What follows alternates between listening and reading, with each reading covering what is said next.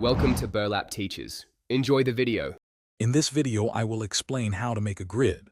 First, you need to establish your document's overall dimensions.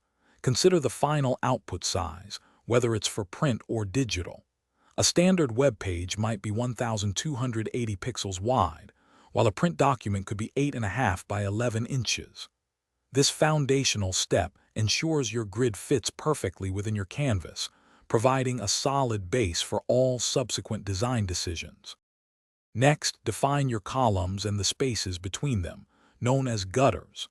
A 12-column grid offers excellent flexibility for various layouts, allowing for divisions into halves, thirds, or quarters. Gutters are crucial for visual separation. A 20-pixel gutter is a good starting point. This consistent spacing prevents elements from feeling cramped and guides the eye smoothly across your content, enhancing overall clarity and professionalism. Now, let's add rows and a baseline grid to control vertical rhythm. Your baseline grid should align with your body text line height, perhaps 24 pixels. This ensures all text blocks align perfectly, creating a harmonious vertical flow. Consistent row heights, often a multiple of your baseline, help organize elements vertically.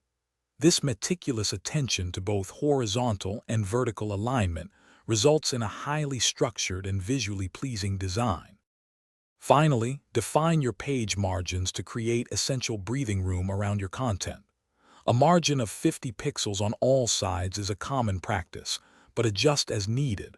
Once your grid is complete, apply it consistently.